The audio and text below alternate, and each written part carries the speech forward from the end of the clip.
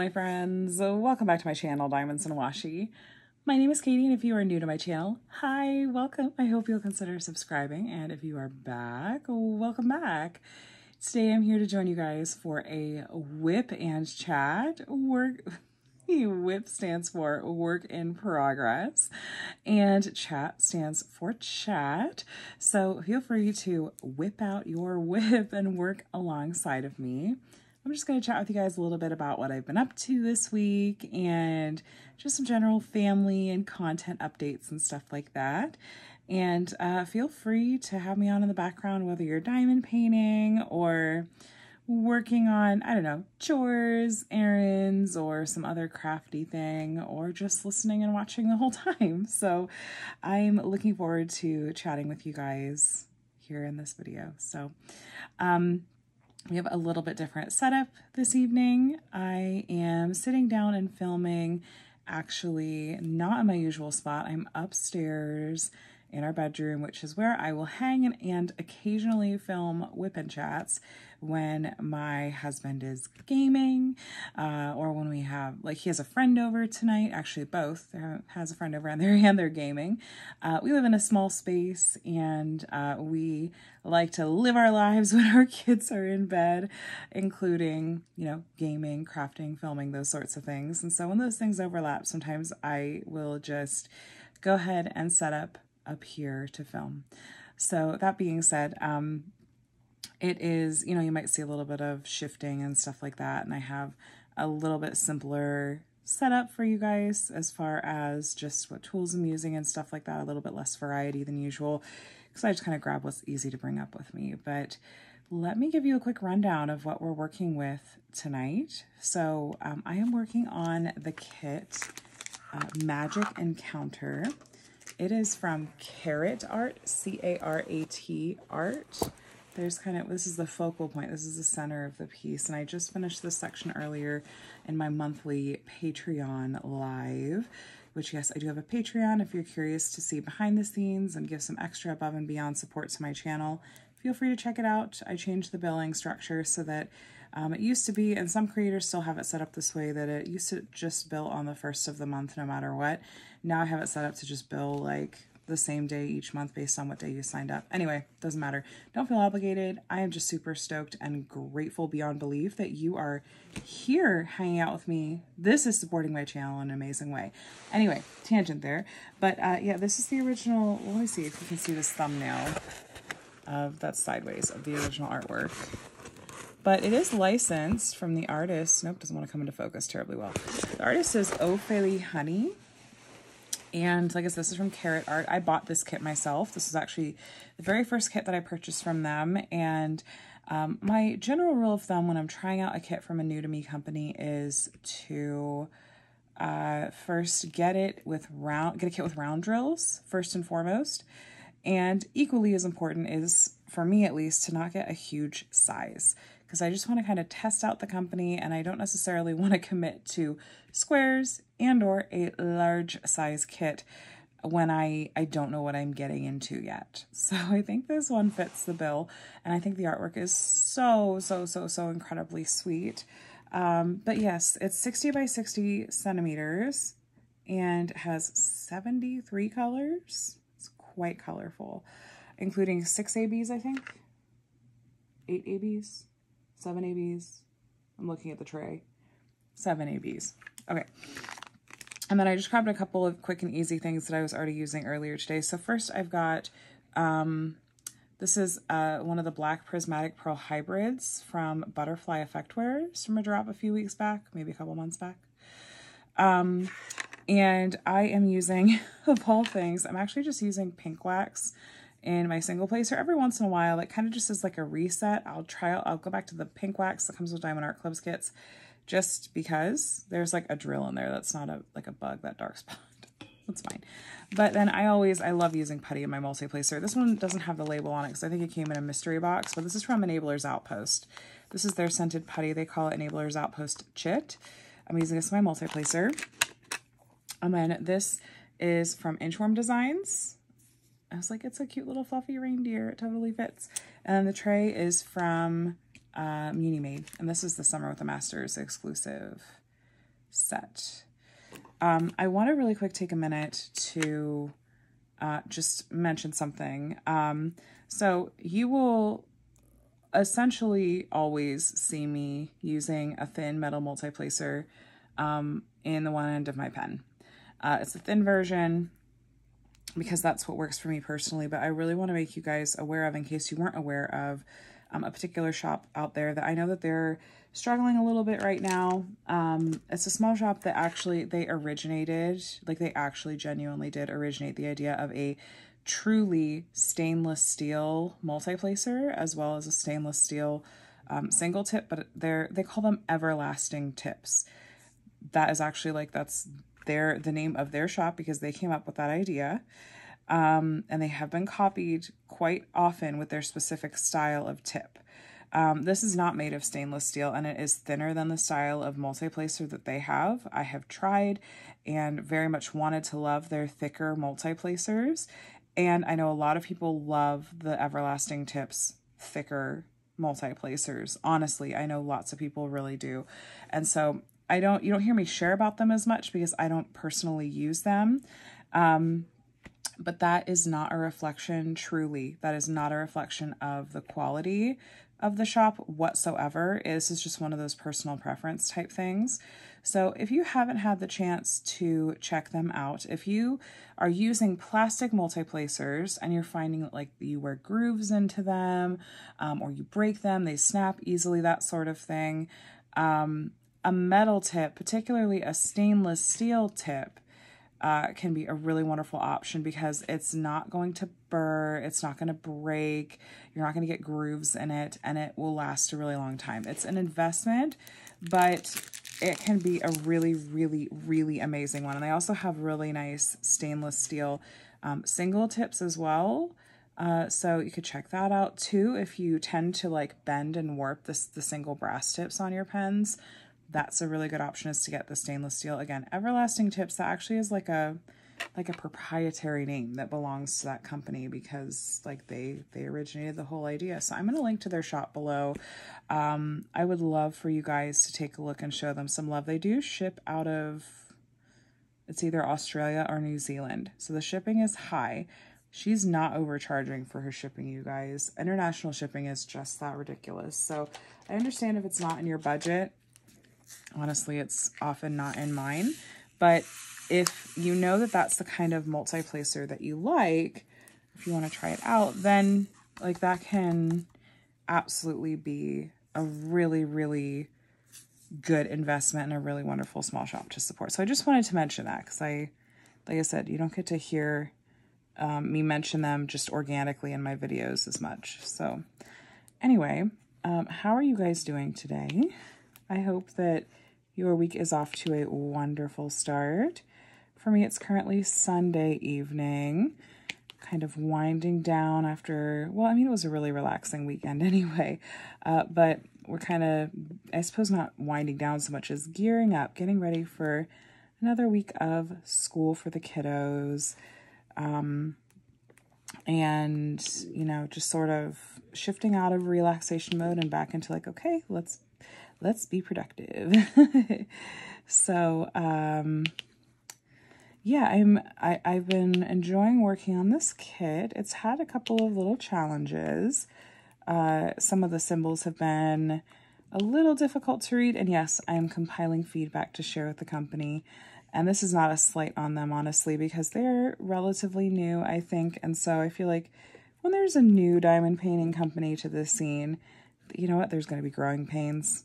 There just are, and that's just part of it.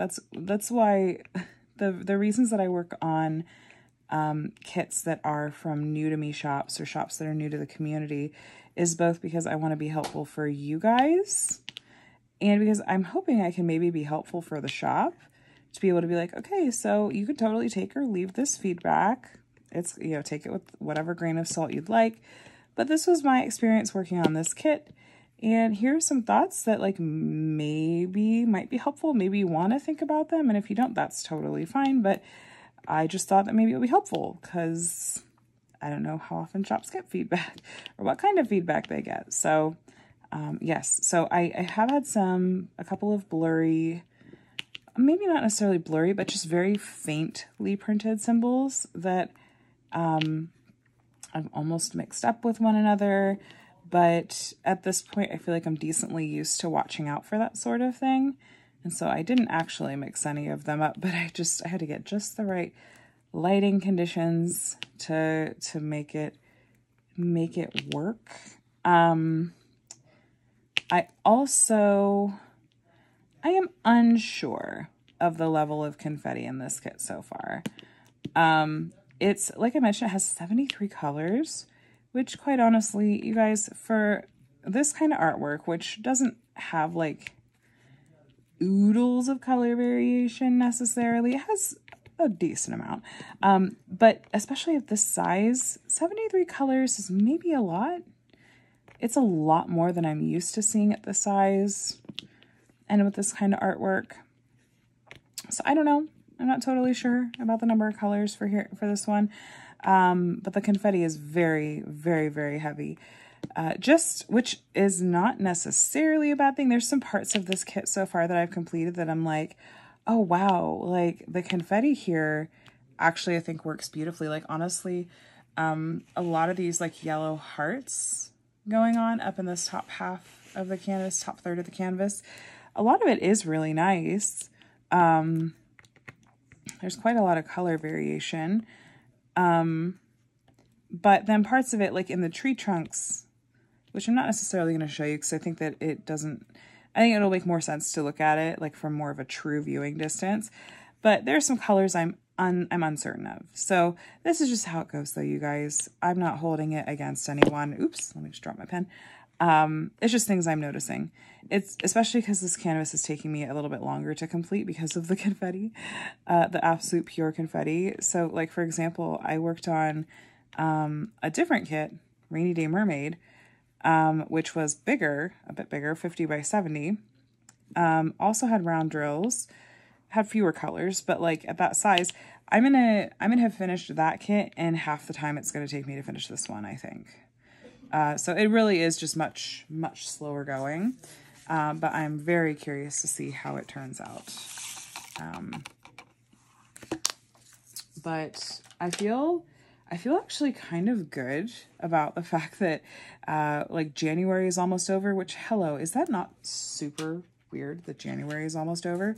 And I'm thinking like, okay, first month of the year is about to kind of wrap up here.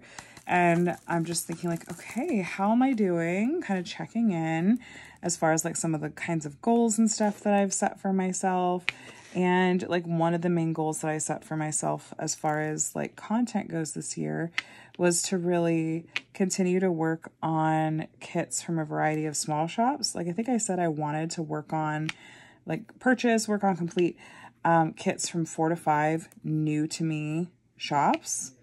Like ones that I either haven't worked on a kit from them before, or they've done like a big round of upgrades and I haven't tried one of their newer kits, stuff like that. And I'm thinking, okay, well, January, I completed one kit from Unimade, and I'm looking at completing this kit from Carrot Art, both of which were new to me companies. And so I'm going in my mind like, oh, okay, well, this is decent progress towards these goals. Technically, I could even count Paint Gem, because I did go ahead and complete that first mini set from them, which was the National Parks set. I finished off the last mini canvas or two that were in there. I'm like, well, technically Paint Gem was new to me as well. So I could say that I've completed kits from 3 new to me companies, and it's only January. So maybe I should make that goal a bit bigger. Yeah, even though it's not like there are an infinite number of shops out there, but there are certainly others I could add to my list. We just went in and updated. I might have mentioned this last week. Pretty sure I did. Can't remember. So my apologies for the repeat, if so, about how we did go and make another round of updates to the list that we maintain, that we've done a lot of research and compiled. It's a list of shops that offer 100% legally licensed artwork, and ones that have been like transparent about it too, because like there are some shops out there that aren't necessarily like transparent about who their artists are, or the fact that they're licensed, or they'll put something generic up. And I'm kind of just like, if you're making it difficult for me, like this, like I'm not going to feel super inclined to include you on this list, because what if I'm wrong? And also, this is not like an official sort of thing. This is just a list that we sort of volunteer put together to be helpful to our Facebook group, Diamonds and Emeralds. Like I'm not obligated to to make this totally perfect and do oodles of digging to make sure that you are in fact above board just because you say you're above board. So anyway, I did add a few more shops to that list recently, and so I'm like, I gotta go do some shopping. Even though I'm trying like to be very, very, very budget conscious right now. I still am like, okay, there's some ways that I can still be trying out some new shops and stuff like that. But yeah, so I should go revisit that list. Wait, I thought I saw it. There it is. I was like, I know I saw another 3. And see if there's any other shops I wanna be sure to try out. Excuse me. So, can I just say, by the way, you guys are really wonderful. You really made Adam and I smile. It was kind of a last minute sort of, it was on a whim that last week I was like, hey, like Adam, you're just going to be chilling and working on some stuff here. Do you just want to like co-work next to me? And if you feel like chatting a bit, you can, and kind of just be informal. Just, you can pop in, you can be the peanut gallery, or you can just sit and not say a word and stuff. And he did pop up with a few comments here and there. And you guys were so sweet in the comments and stuff. It seemed like you really enjoyed getting to hear from him. A lot of you were like, have him on more. And I'm just letting you know, like, we had a lot of fun. He's had a lot of fun reading those comments. We've been very, very amused by all of you that were like, oh, so many of you were like, oh yeah, totally knew what the salute emoji was. And equally as many of you were like, I didn't know, I just searched for it and this is what came up. I was cackling though, because for like multiple of you, so some OS out there, when you type in salute as a search in the emoji part of the keyboard, when you type in salute, it comes up with the Vulcan salute. And I was just like, that is the most hysterical thing. Like some developer somewhere had way too much fun making this like the thing that comes up when you type in salute. I thought that was highly amusing to both Adam and me. But yeah, I'll try to have him on again soon. Maybe we could do like a Q&A style thing, like where I put up like a post. It's like, hey, you know, we're gonna do a little Q&A with Adam. If you guys have any questions you want to ask him, or ask like us together, like as a couple or something, like here you go, you could submit questions. So we'll see. Stay tuned. Maybe we'll do that at some point here in the near future. But yeah, that was a fun way to mix it up. Yeah, so kit-wise, it's kind of fun to feel like at this point I'm often working on like a different kit each time I come into one of these WIP and Chats with you guys. It's one of the satisfying things about not working on massive kits is I do get that satisfaction of a finish a bit faster, which is fun. Ooh, not you. Okay, up there. I really like that I'm in this section with their faces, because here's the thing, is Carrot Art had told me that they hand chart their artwork. And the owner seemed to be like really, like truly like passionate and genuine about it. But I just was hesitant when I was like working on like the trees, and I was like, I'm unsure about this. Like, is this a bad dye lot for these colors? I'm not sure. But then I really, like when I got into their faces and stuff, I think that rendering is really pretty. I think the colors are lovely. I think the shading and the render like in her hair, and I'm optimistic about like the reindeer's like face here. Like I see it now. I see it in these sections for sure. So, but I'm glad that that's definitely coming through as I'm getting here into these particular sections. I'm having to pick around just a little bit of trash. Like some drills that have like that extra resin pooled at the bottom. Or acrylic, maybe. These might be acrylic. I don't tend to care as much if they're acrylic rounds versus resin rounds, though, honestly. Sometimes I think I might prefer acrylic, but maybe I'm strange. Let's see, we need, where's that one anchory symbol? There's just the one right here. Yeah, so you see me doing a lot of, a lot of people call this pick and placing, where it's like there's only one or two of that particular symbol. So it's like, I'm not going to dump it into the tray. I'm just going to pop it open and pick open the one or two that I need. And most of these colors, because there's 73 colors in a 60 by 60 canvas, most of these colors there's not a ton of, and I was able to fit them. I can just show you actually. Most of them I was able to just fit in the smallest size Elizabeth Ward container, which is by far the easiest to pick and place from, to just pop open and pick out a couple of whatever color you're going for. So, I also have been feeling good, just again, thinking about like goals and stuff like that. I've been feeling good just about some of the content that I either have like in production, that's like percolating, that I'm actively working towards, and some of the content that I've actually put up. So I was really happy that I finally unboxed that giant portfolio, which that went up today, Sunday. If you haven't seen it already, go and check it out.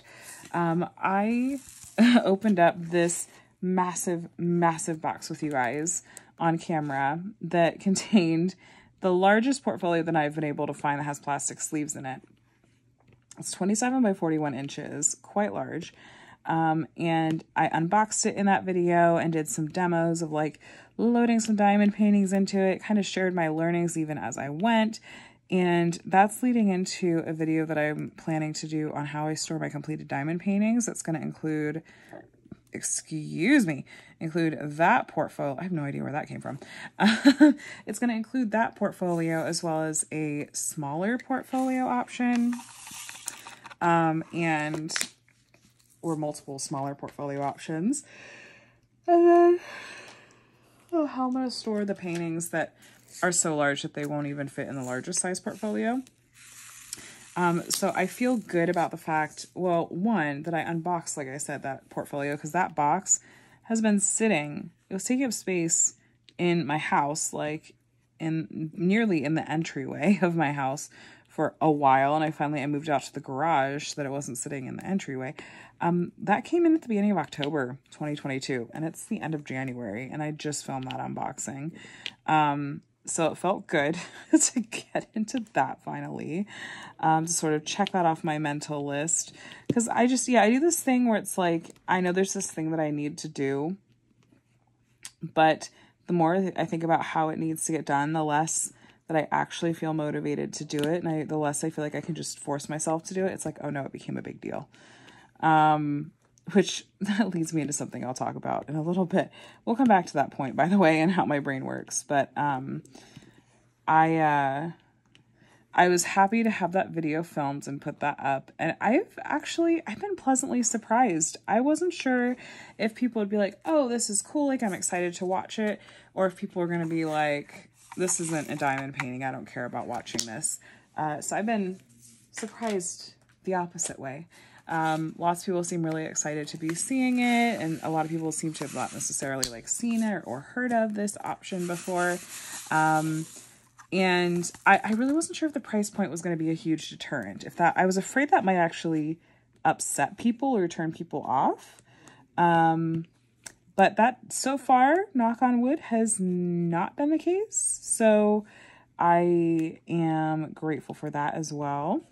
But yeah, I had fun. I had fun opening it up on camera, and I had, it was neat. It was neat to actually put some diamond paintings in there and go, oh yeah, like this is going to be so wonderful to have and to be able to flip through. Like I can actually enjoy some of my diamond paintings. Like this is wonderful. But I think it's going to weigh 1,000,000 pounds if I try to put in like all of the refill pages it says that it could hold. I think that it is truly just going to weigh way too much. I don't think that that's going to be practical. So what I'm going to do is I'm going to pull out my completed diamond paintings and sort of gradually add them in there and, and just sort of be checking in on the weight at each time I add a couple of canvases, be like, okay, do I feel like this is just absolutely going to break or destroy this portfolio? I should go onto the listing, like on the website, or maybe even contact them and be like, do you have what you would say is like a max weight for this? And maybe explain, like, I'm not using this for movie posters. I'm using this for this craft called diamond painting. Let me tell you what, those rhinestones mean that those canvases weigh a whole heck of a lot more than movie posters do.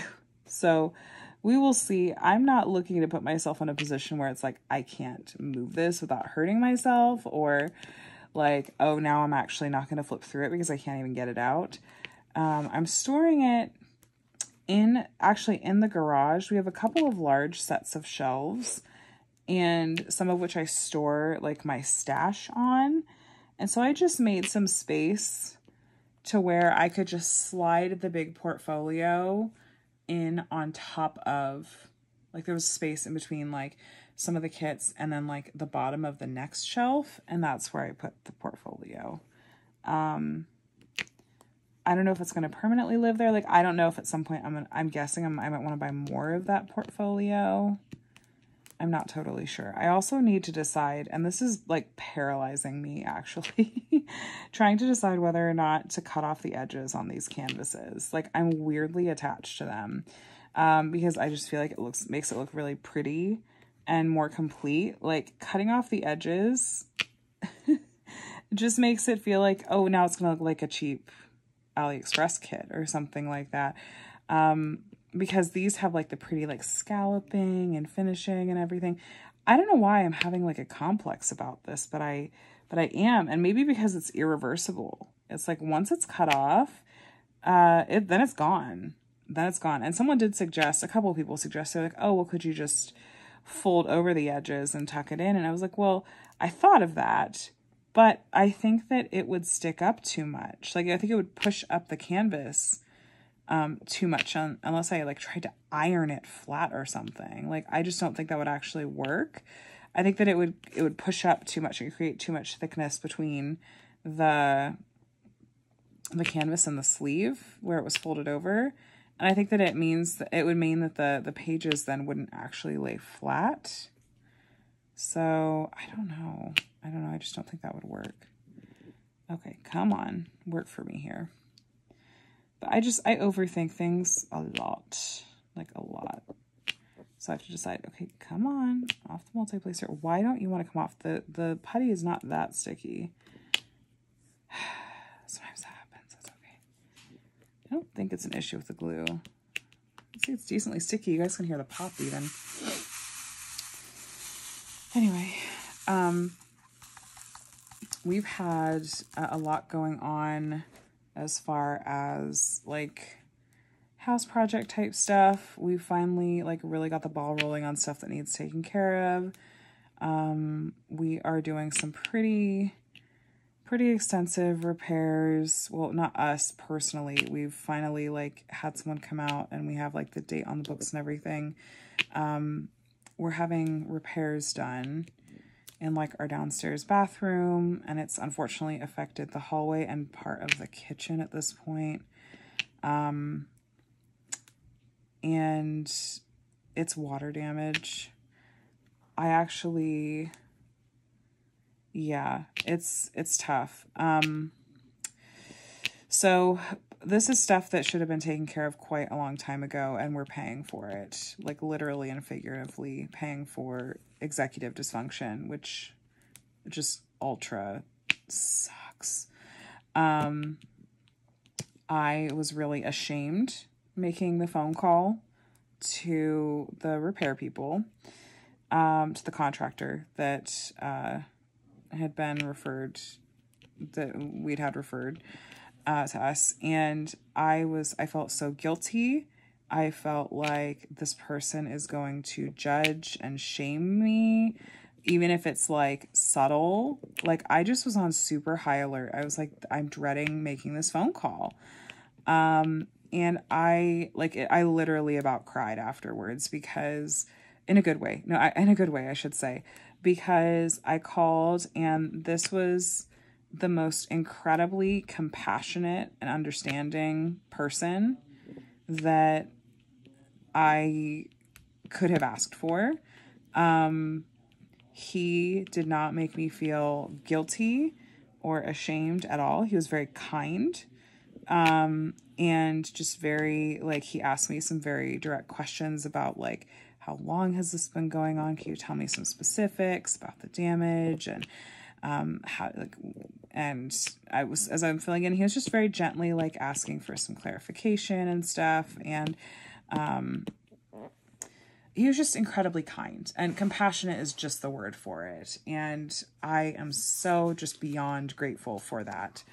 I felt like he was extremely respectful.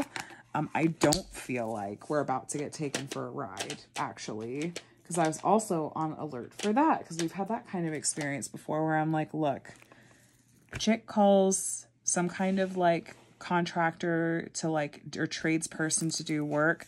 Like, I feel like that's just asking to get taken advantage of, honestly. And it's happened before. What symbol is that? Is that the U-turn? Yeah. Okay. And I just did not get that vibe from this person. Now, he could be a good actor, but I don't think so. When I've talked to some people that are a bit more knowledgeable than I am about this sort of situation and repairs and issues, it sounds like this is extremely fair, like what we're looking at having to pay, because they did come out and do a full like walkthrough inspection and had their moisture detectors, and they had like the abatement guy come out because we're looking at like just a lot is going on. Our condos were built before like whatever year in 1970, and so there's technically asbestos in the walls, which is not a problem to live with. It's a problem when like construction is done, so they need to know, because when it's disturbed is when it's a problem. But yeah, it was a whole thing. You guys are getting like all the details. But I am going back and forth between kicking myself, like utterly kicking myself, that like if we just would have taken care of this, months sooner, it would be that much less in damage and cost and everything. I vacillate wildly between that and trying to be kind to myself and be like, but you made the call now. It's being taken care of now, which is better than 3 more months from now or 6 more months from now. Like, it's being taken care of now. It is okay. Like, you are human. The past couple of years have been no freaking joke, and it is okay. Like, it super sucks. And you're paying the idiot tax for it, or the executive dysfunction tax for it, but it's getting done. We're taking care of business. It's gonna work out. It's gonna be okay. So that construction is going to start in a couple of weeks. It's probably going to be a week and a half of the actual like removal and repairs, like the cleaning and everything. And then they get to take down like all the kind of like containment up and that part of the house and stuff. It's going to be delightful. It's absolutely delightful. We're trying to keep Micah from messing with that. But yeah, that's probably going to be like a week and a half, and there's like drying involved and cleaning and testing and all that. And then after that, like they'll take down the containment and everything, and then we have to do like the actual, like the plumber can't do the repairs until the walls are open. So then we have the plumber come out and do his thing, and do those repairs. And then we can do reconstruction, which is like drywall. And do I want to tell you guys how bad this is? Involves part of our kitchen cabinets. A small part of them. It involves like the vanity and the counter in that half bath downstairs. So yeah, we're looking at all of that. So please just send positive vibes, happy thoughts, prayers, whatever you want to send our way. I'm sure I'll be keeping you guys updated, but yeah, that construction is going to start in a couple of weeks. Because we had to line up schedules and stuff like that. And they want to start on a Monday. It was a whole thing. So, but right now I'm in a phase of feeling like, okay, I'm glad that this is being taken care of. Sorry, I'm grabbing another symbol. Something smells good. Did my husband make popcorn? My husband is gaming downstairs with a friend right now, like I mentioned. The new, well, it's not new. They released like classic N64 GoldenEye on, is it Xbox Game Pass? And it is not like a total, what's the word I'm looking for? Re-something. What is the word? Oh, it's completely left me. They didn't like redo all the graphics and everything. They just, because they wanted to keep kind of the same feeling of that game, they just did like some kinds of updates here and there. But like, that's what my husband and his friend, like, that's what they grew up on. Like, that's what a lot of kids in that generation grew up on, was like N64 GoldenEye. So they're playing that. I've been playing a good amount of Horizon Forbidden West, which is the Horizon Zero Dawn sequel. I've been really thoroughly enjoying that game. I'm really engrossed in the storyline right now. Like I mentioned, I don't game a lot at all. And I basically exclusively game games that have like really interesting story and interesting character arcs and stuff like that.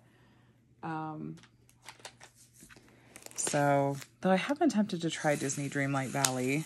I don't know if that would be my jam or not, but yeah,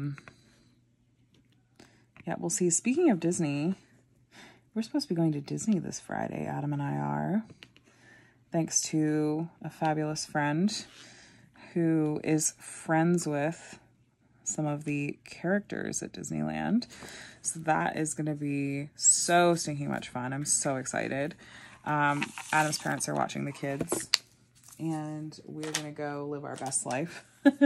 We haven't been to Disney since pre-Panorama, the you-know-what. And we had used to have passes, and we don't. They just are well out of our price range at this point, even when they did come back on sale. So this is going to be a really special treat. I'm really, really grateful and really looking forward to it. Let me see. Where are you, arrows? There we go. Also, just backtracking a little bit and going back to just goals for the year. I've been, so I talked about some of my kind of content goals, and then personal goals, like getting taken care of, getting the house stuff kind of taken care of was a big part of that. There's a couple other house projects that will wait until Adam has a new job, and then I'll do that. Like we have some like the pavers on our back walkway buckled because the previous owners planted a tree there that had really invasive roots. It was a whole thing to remove that. I have a lot of feelings about the previous owners of our place. Hold on, I'm trying to find, where's that symbol? Okay. I have a lot of feelings about the previous owners of our place. They were extremely cheap DIYers, but they were good at making things look good on the surface.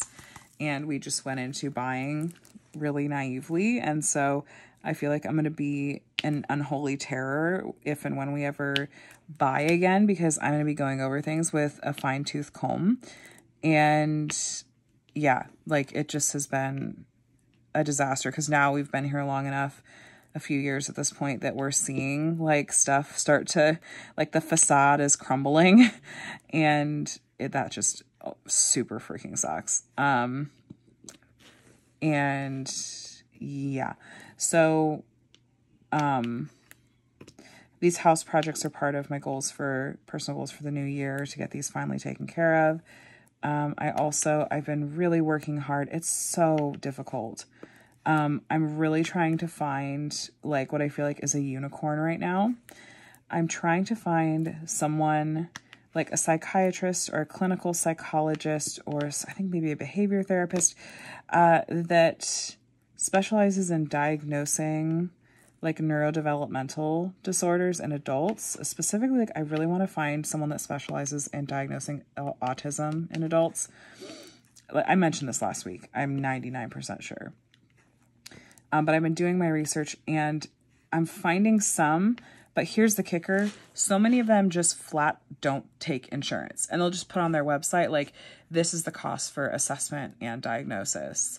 And we don't accept insurance. Like, you can try submitting a super bill But like, I know for sure that our insurance, like our current insurance, wouldn't accept a super bill. We have an HMO. Like they want us to stay in network. They want us to do X, Y, and Z. So I'm having to spend some of my very precious mental energy, my spoons, on trying to find, ideally, a specialist, someone that this is kind of more their area of expertise, because it is hard to diagnose things like autism or ADHD or similar in adult women, because we have had years of learning how to mask and how to cope, and our society's expectations for women are different than men and how we're expected to appear. So often autism presents wildly differently in adult women than adult men. And it often goes misdiagnosed or undiagnosed. So it's just, I'm trying to find this so that I feel like I have this validation. Again, I mentioned this before, but it's just at the forefront of my mind because I did spend a bit of time this past week researching and trying to track down some of this information. I'm like, I'll even drive. Like, if I can just find someone that's in network, accepts insurance. And by the way, yes, I have asked my doctor and my therapist, and they have unfortunately not been able to be super helpful, not for lack of wanting to, but because this just is tricky. So they've been very supportive, but they're just like, yeah, no, you're right. This is tough to find someone that this is kind of their expertise. So anyway, that's very much still on my brain. We also have just a couple more days. I want to get us enrolled for dental insurance because that's separate from health insurance. The kids are covered under regular health insurance, because like pediatric dental is often under just regular health insurance. But Adam and I, we're going to add it on, and open enrollment ends on the 31st, which is just like tomorrow. So gotta go do that real quick. The important thing is we have health insurance, but yeah, no, dental's a whole separate thing. But what was remember how I was talking about earlier about how I was like, the more that I feel like I have to do something, and the more that I feel like that obligation to get this thing done and the sense of pressure to get this thing done, the harder that it becomes for me. So in my digging and in my, in my digging for specialists, and also just as part of like learning more, like trying to learn as much as I can about like autism and other neurodevelopmental delays or disorders or neurodivergencies, I came across, it was a meme. It was like a funny little blurb that was like comparing a couple of different things. Like it was like a set of dialogue options between like someone that had ADHD, someone that had autism. And then there was an acronym that I didn't recognize, but I kind of just like blinked past because I was just looking at like the autism and ADHD parts and sending it to Adam to make him laugh. And the acronym that was in there and the thing that it said, Adam kind of did a double take at it, and he looked it up, and then he sent it to me. He's like, hey, actually, you know what? I think you should look up this. And I was like, what? No, you're supposed to just laugh about the thing about like the autism and the ADHD because, and he's like, no, seriously, go take a closer look at this thing. And the acronym, which it may make you laugh. It made me laugh. The acronym was PDA, which, yes, public displays of affection. That's immediately what my brain thinks of because that's what PDA is. But in this case, the acronym stands for pathological demand avoidance. And I started doing some digging and reading about it and learning about it because Adam had apparently like Googled it and looked at it and was like, Katie, holy cow, like this is you. I started reading about it. I was like, I don't like this. It makes me feel uncomfortable. It's okay. So it's technically like, it's considered like a profile of autism. And I don't think it's officially in the DSM yet though. So take it with that grain of salt.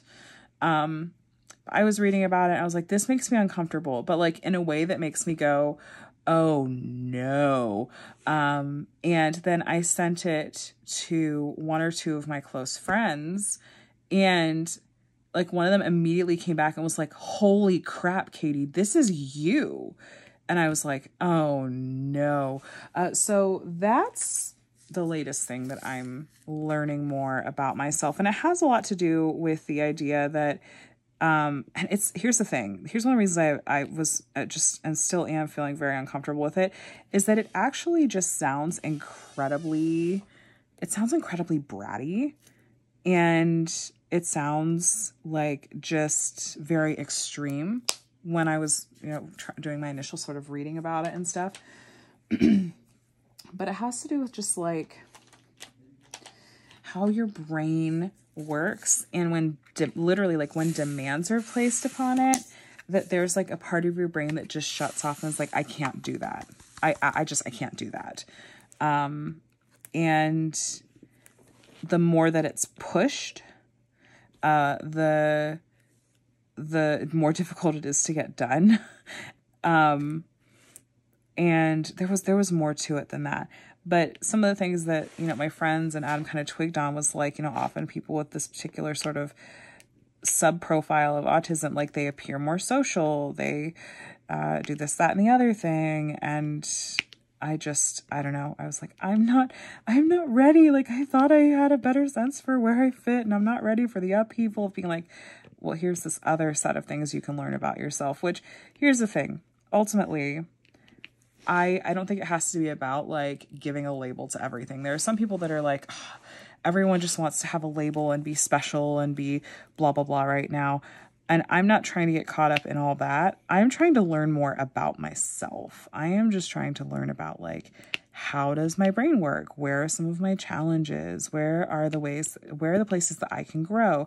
How do I see the world? How's it different from how others see the world? And how can I use that information to like empower me and help me just become a better version of myself? So I'm just trying to use this kind of thing for like informational purposes, not like I'm looking for a label so that I have an excuse for my behavior or so that I can stop doing the work. Like that's not what I'm looking to do. It's more just to like, let me learn. Let me just learn more about myself. So that's where I'm at with that. But yeah, that was fun / not even remotely fun. I was like, I'm not ready for this. But yeah, I don't think that's the kind of thing that gets like an official diagnosis, because like I said, I don't believe it's recognized under the DSM yet, which is the official like the official like guidebook set of, requirements and everything that like psychologists, psychiatrists, doctors, everyone use to like give official diagnosis of various disorders and stuff like that. So there's your fun little lesson for the day. But yeah, we are just in what feels like very much a season of change right now, and a little bit of a season of upheaval. And I don't really like it. I like continuity. I like structure. I like predictability.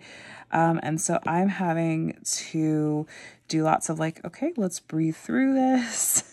Let's just take it one day at a time. Let's break it down into manageable steps, because we've got a lot going on and a lot up in the air right now. So like, Adam is in between jobs. I'm very much feeling the pressure of that, and hoping that like, I'd really love job hunting to pick up, because it's felt like it's a little bit slow going. Like he's sending out a lot of applications, but it's slow, or it's quiet. And I don't like that. I'd like things to move along so that we can have a new job lined up and have a little bit more consistency back in place. We are currently down to one car and have no plans to replace that car, and get a second car again until Adam has a new job. And we're going through some changes with the boys' school. It's good. This stuff is good though.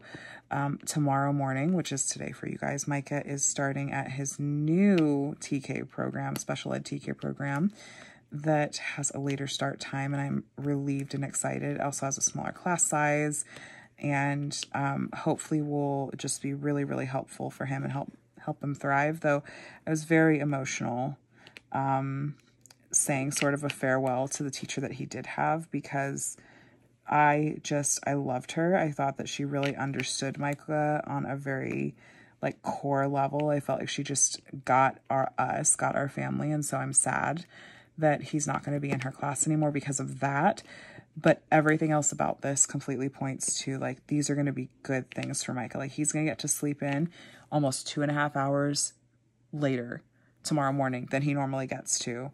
And I'm beyond thrilled for him about that in particular. And then Connor, we are very excited for, but there is some trepidation here.